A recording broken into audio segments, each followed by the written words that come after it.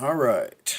Well, we've talked about the Cannabis Caucus, and we've talked about um, the bipartisan bill from Tulsi Gabbard and the Republican Giff- Gifford. I'm not sure. I forgot his name. Sorry about that, sir.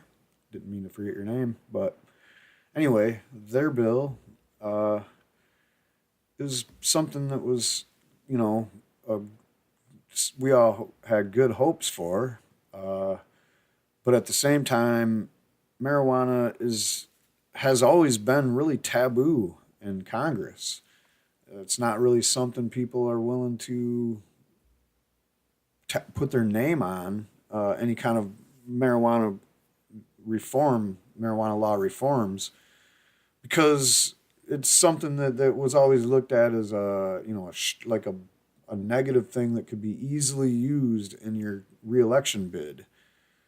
Oh, they wanted to legalize marijuana. So, yeah, they don't care about your kids and blah, blah, blah. Huh? But anyway, so Tulsi Gabbard basically takes up the bill that used to be Bernie Sanders' bill. And basically, it's the one that says take marijuana out of the Controlled Substances Act.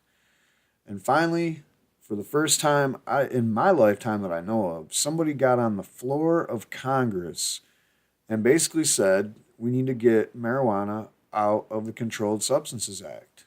Furthermore, we need to start being serious about marijuana as medicine. And also, while you're at it, yeah, we need to deschedule marijuana ASAP, because there's a big difference between laws when you go from state to state and the federal government's laws.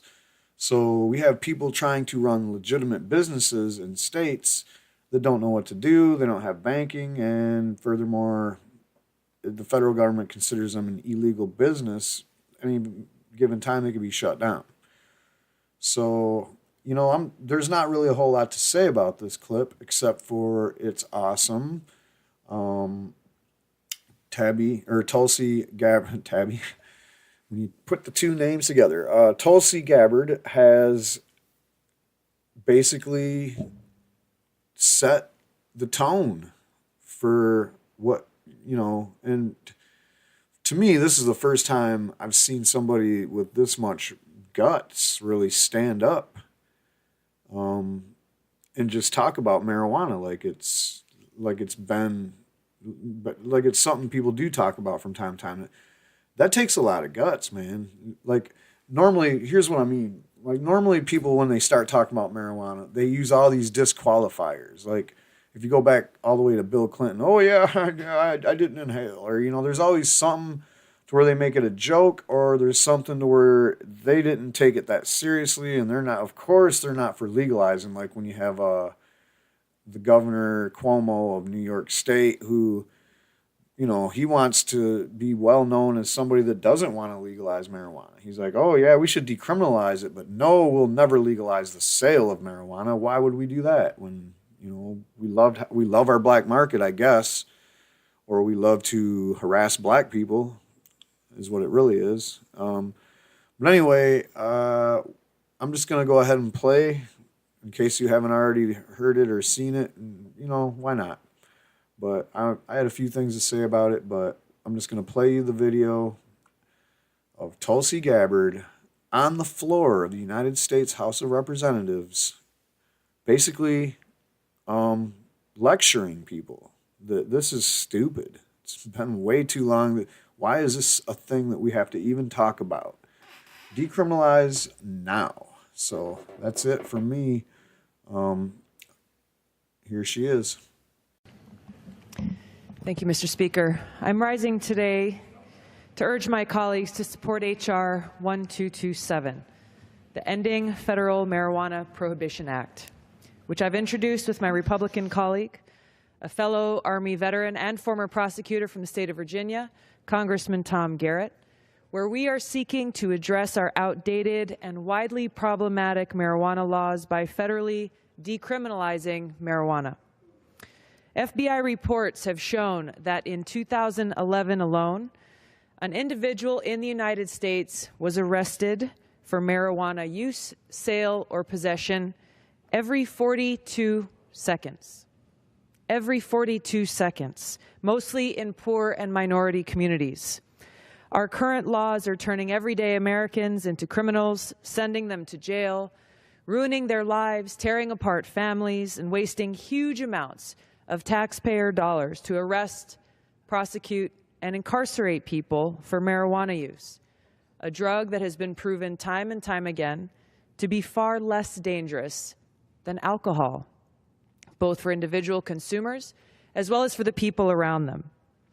Dr. Donald Abrams, who's the chief of oncology at San Francisco General Hospital, has talked about how in the 37 years that he has worked and served as a physician, the number of patients that he's admitted to his hospital with marijuana complications are 0.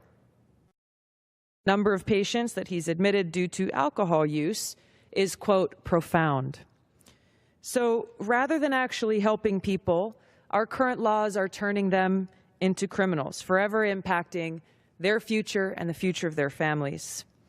Over the years, we've spent hundreds of billions of dollars locking people up for nonviolent marijuana offenses, creating strain within our criminal justice system, clogging court calendars, and resulting in further overcrowding our prisons. Now, just a few weeks ago, I had the chance to go and visit a number of our prisons and jails in Hawaii, where I saw firsthand the crumbling infrastructure, the extreme overcrowding, and facilities in dire need of upgrades, as well as the shortage of services that are actually needed to help rehabilitate people and reduce our recidivism rates.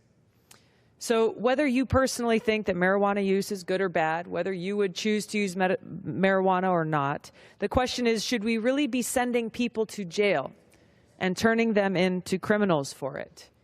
The answer is no. The fiscal impacts, the social impacts of our current policy are having devastating ripple effects on individuals and our communities and are only continuing to perpetuate the problem. For example, the contradiction that we see currently between state and federal laws on marijuana has created a serious problem for many of our local businesses. I've talked with local bankers in my home state of Hawaii who express great frustration and even confusion about the contradiction between our laws. The fact that our state of Hawaii has legalized and authorized marijuana dispensaries to grow, process, and dispense medical marijuana. Federal law also prohibits banks and credit unions from offering any type of financial services to both businesses and individuals whose financial transactions have anything to do with marijuana. So what this means in a practical term is that our state-recognized and licensed medical marijuana dispensary owners, as well as their employees, they can't open a bank account. They can't get a loan from our local bank. The businesses literally have to hold thousands or even millions of dollars of their transactions and conducting their transactions in cash. Businesses that provide services to these medical marijuana dispensaries are also unable to access financial services due to the gaps between federal and state law. So as we look at ways that we need to update our outdated drug policies and the need for us to reform a very broken criminal justice system, we need to take into account the growing body of evidence that suggests the medicinal benefits of marijuana, including preventing epileptic seizures, reducing anxiety, and even halting the growth of cancer cells. However, the FDA still currently classifies marijuana as a Schedule I classification, basically saying that marijuana is just like heroin, LSD, and MDMA, ignoring the fact that at least 28 states, including my home state of Hawaii, have already accepted the medical use of marijuana under state law. In addition to passing H.R. 1227, we need to require the FDA to remove marijuana from Schedule I based on state-accepted medical use. These reforms that we're calling for in this bipartisan bill are common sense, and they're long overdue changes that will help to reduce the strain on our criminal justice system, create certainty and reduce contradictions and confusion between state and federal law, and updating those federal laws to actually meet the needs and progress that states are making across the country.